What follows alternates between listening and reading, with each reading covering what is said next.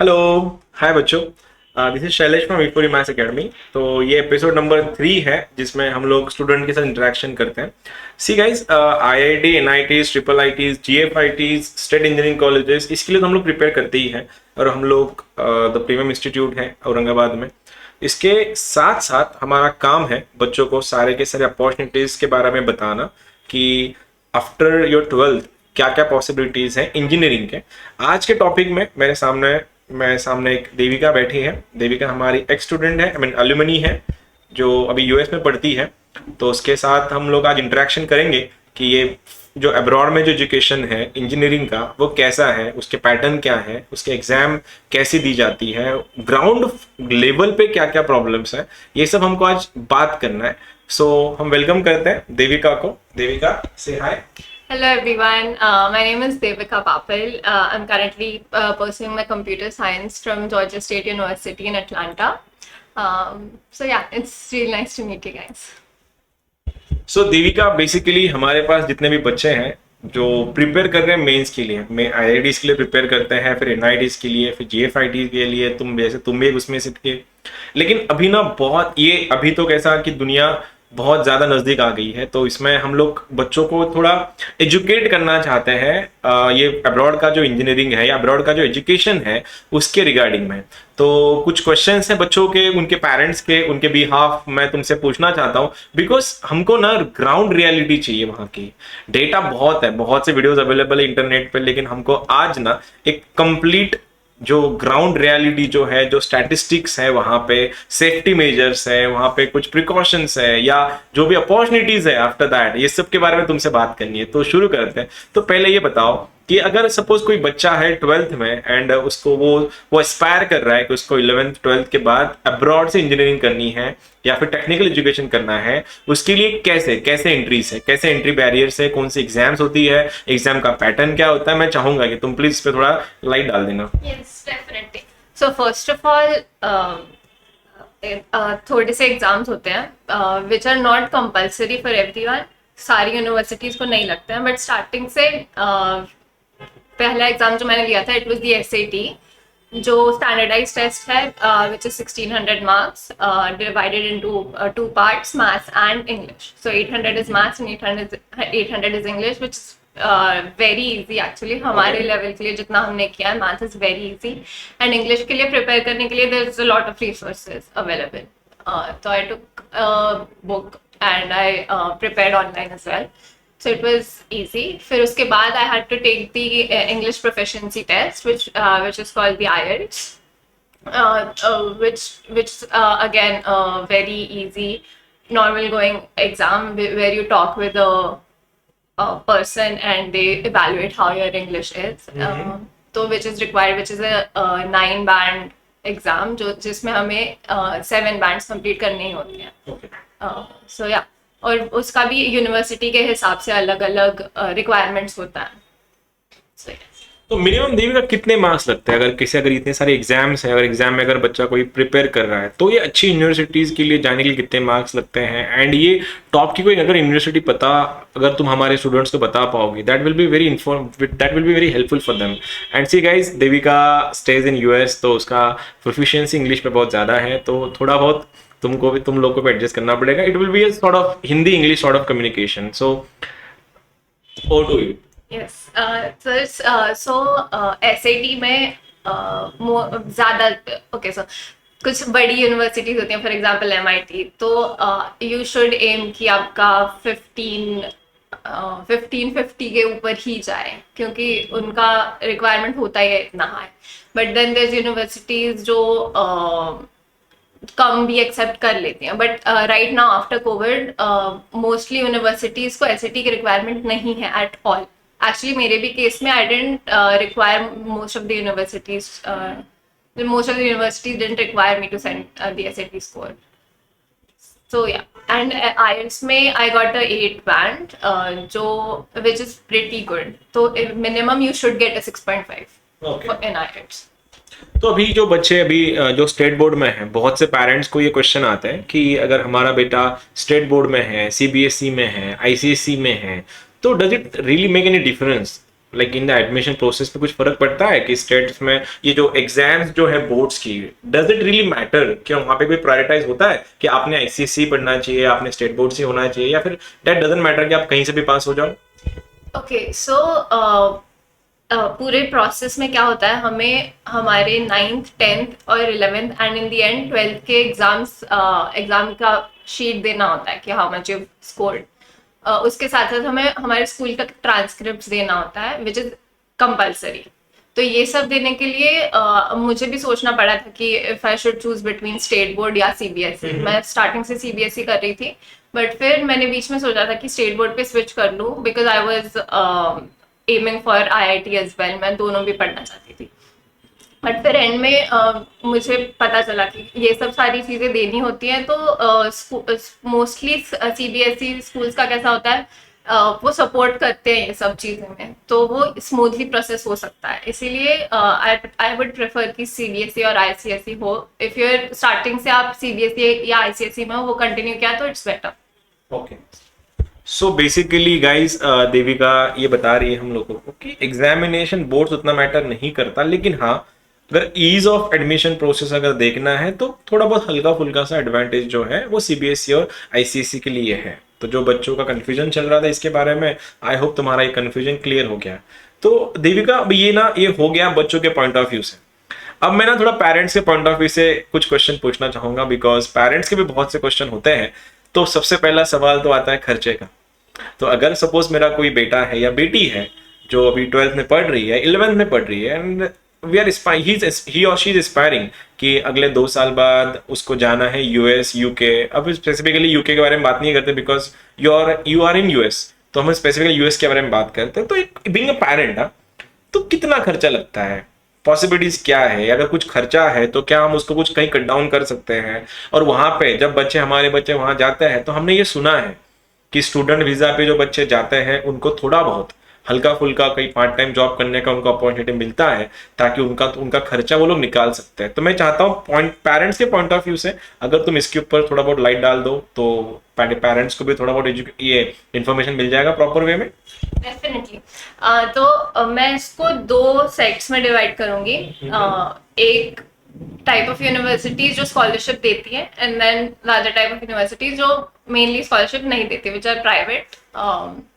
तो for public universities tentatively yearly खर्चा it goes around $20,000, which is 16 lakh rupees. This includes the tuition और खाना and रहना।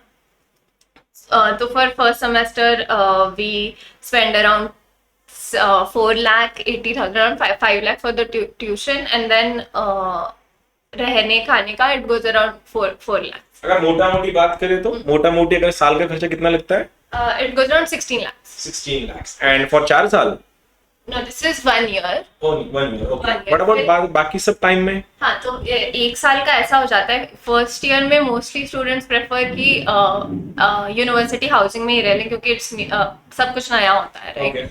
तो I also prefer to stay in at university housing. तो उसमें थोड़ा सा रहने का एंड खाने का एक्सपेंसेस बढ़ जाता है, but afterwards most of the students decide to move outside apartments में, जिसका पे लाइक एक्सपेंसेस फेयरली बहुत कम हो जाता है। तो this the totally around public universities का आई वुड से खर्चा for 4 years would go around 60 lakhs। 60.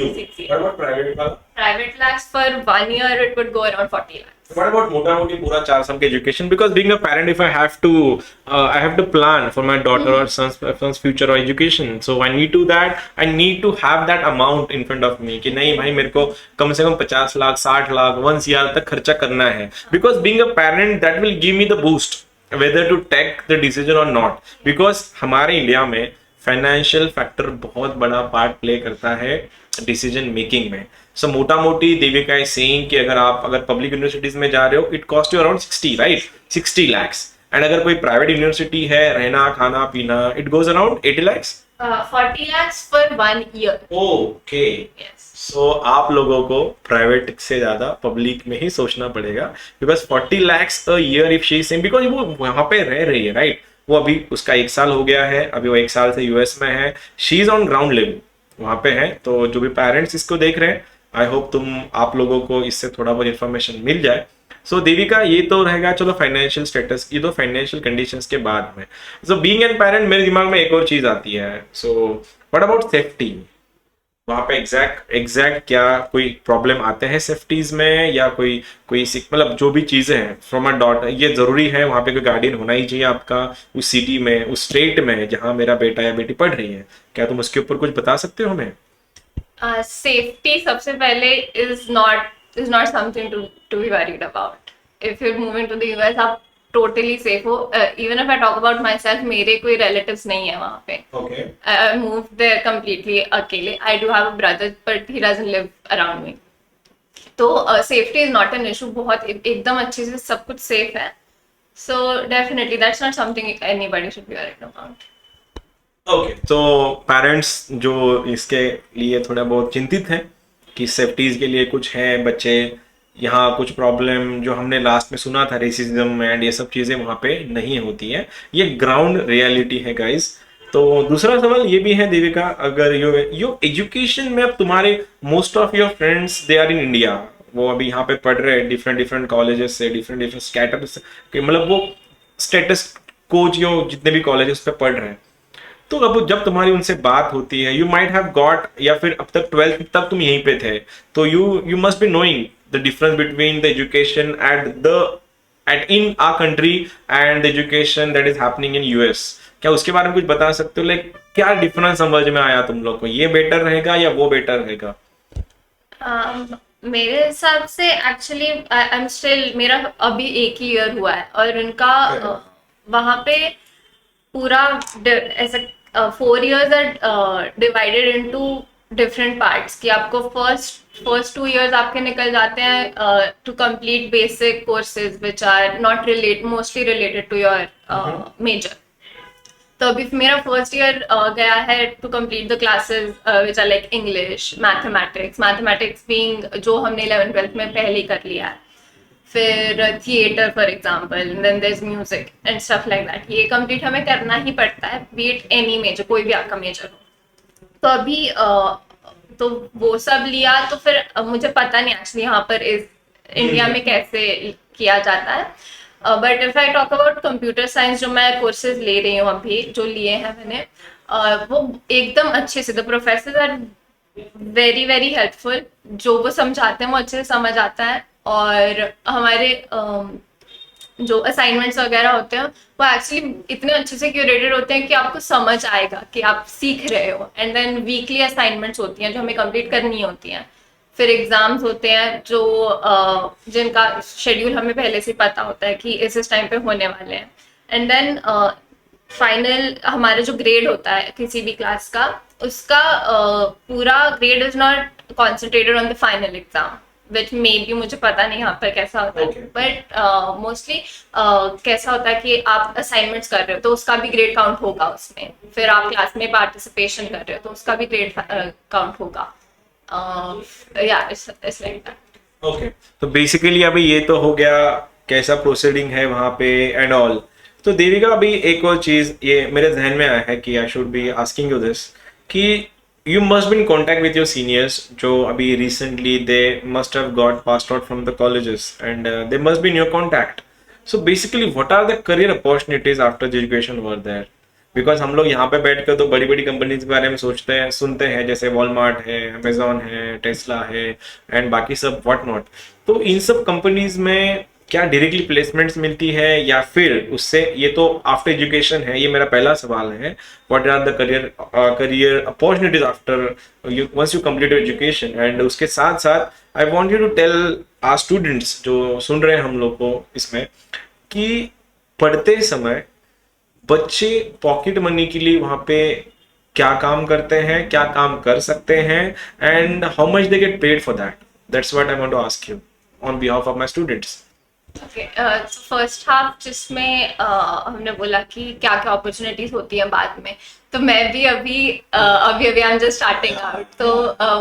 तो मोस्टली आई वुड से कि हमारे यहाँ पे जैसे कंपनीज आती हैं यूनिवर्सिटीज में, that's not the case there. वो यूनिवर्सिटीज में आती नहीं कि आप like we're gonna take students out, तो we have to apply।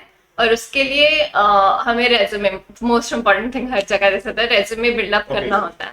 तो मोस्टली हमारे प्रोजेक्ट्स जो होते हैं we have to focus on that starting from the first year, तो वो फोकस सबसे अच्छा होना चाहिए। इफ यू गेट इंटर्नशिप भी बहुत बड़ा पार्ट प्ले करती है। So it's great if you get an internship पहले ही साल में, बट सेकेंड साल में होना ही जरूरी होता ही है, वो सब करते ही हैं। एंड अपॉर्चुनिटीज बहुत ज्यादा है आई वुड से, एटलीस्ट मेरे लिए। और like I am looking at my brother भी, तो अपॉर्चुनिटीज बहुत हैं। It's just that you have to keep doing everything according to you, और अपने मेजर के हिसाब से। हाँ, तो पार्ट टाइम का कैसा होता है, ऑन कैंपस हम कर सकते हैं काम starting from the first year, but if you want to work outside the university it has to be related to your major. तो मैं कंप्यूटर साइंस आईटी के बाहर का कुछ भी कर नहीं सकती हूँ if I am working outside the university. तो करंटली मुझे ट्यूटरिंग का जॉब मिला हुआ है। So these are the kinds of job जो इजीली ऑन कैंपस मिल जाते हैं और सफिशिएंट होते हैं कि आप अपना स्टे एंड फूड निकाल दो इसमें। और स्टार्टिंग आउट कि आप बाद में बाहर जाते हो तो वही if you start working outside तो और इजी हो जाता है हमारे लिए। तो वही कि फर्स्ट ईयर में यू जस्ट टेक सब सारा अकाउंट में लेते हो आपकी कैसे कैसी चीजें हैं, and then you get to learn, और फिर आगे इजी हो जाता है। ओके, तो पेरेंट्स के लिए ये बात, मतलब बच्चे एंड पेरेंट्स दोनों के लिए ये बात बहुत ये इंफॉर्मेटिव रहेगी या हेल्पफुल रहेगी कि आपको पहले साल में ही जितना कुछ खर्चा लगाना है पहले साल में ही है। As Devika is telling us कि जैसे ही वहाँ पे जॉब्स वगैरह शुरू हो जाता है, मतलब बच्चा ही उतना कमा लेगा वहाँ से उसके पार्ट टाइम जॉब से, जो हार्डली 3 या 4 घंटे होता है, और वो स्मार्ट वर्क ही होता है मोस्टली। तो उतने 3-4 घंटों के काम में ही जो एक्सपेंसेस है साल महीने भर का, तो बच्चा उसमें से निकाल लेगा। तो ultimately this will take down the burden of your parents pockets. Ultimately ये आप सभी के लिए आई होप काम में आएगा। सो we are on to the conclusion. So Devika, I want you to, मतलब एक बच्चों के लिए अगर कुछ मैसेज देना चाहोगी तुम, कि अगर आपको जो भी whatever your heart says, बच्चे और उनके पेरेंट्स जो भी सुनेंगे उनके लिए अगर कोई लास्ट मैसेज देना चाहती हो, studies at abroad after your 12th, तो क्या दोगी? ओके, सो फाइनली मैं कहूँगी कि आफ्टर एवरीथिंग जो ये मेरा डिसीजन था to move outside, it has been the best decision for me. क्योंकि आप अकेले बाहर जाते हो एंड आप you get to learn a lot. आपको जो चैलेंजेस डिफिकल्टीज आते हैं एंड यूर अराउंड पीपल जो आपके साथ सिमिलर चीजें फेस कर रहे हैं। There is a lot of Indian students, तो ये भी अगर प्रॉब्लम होगा कि बाहर जाके एकदम अकेला सा हो जाएगा, इट्स नॉट ट्रू। बहुत लोग हैं, देयर फैमिलीज वहाँ पे जो आपके फ्रेंड्स बनते हैं and who support you a lot as well. So that is something it keeps you going जो साथ में है। and there's difficulties, challenges जो आप सब साथ में face करते हो, तो you get through it बहुत अच्छे से and you get to learn a lot about yourself, आप बहुत independent बनते हो। तो ये decision, if you guys are thinking about it, it's a great decision for yourself, so definitely go ahead with that. And yeah, I would also say कि remember what your values are once you are there. Yeah, because it's totally very important कि आप कैसे आगे बढ़ रहे हो। Yeah, then all the best if you guys are taking any decision related to this. I definitely like encourage you guys to go ahead. And if you have any more issues, I would definitely like to help. Thank you. So I hope आप सभी को ही ये जो हमारा interaction था वो helpful लगा होगा, because we are here to give the information, because data तो हर तरफ अवेलेबल है। तो बाकी सब ये तो उनके लिए था जो बच्चे बाहर जाना चाहते हैं। बाकी हमारे जो बच्चे हैं जो आईआईटी के लिए प्रिपेयर कर रहे हैं, ऑल द बेस्ट। ये भी बेस्ट इंडिया का। तो see guys in next episode. Thank you so much.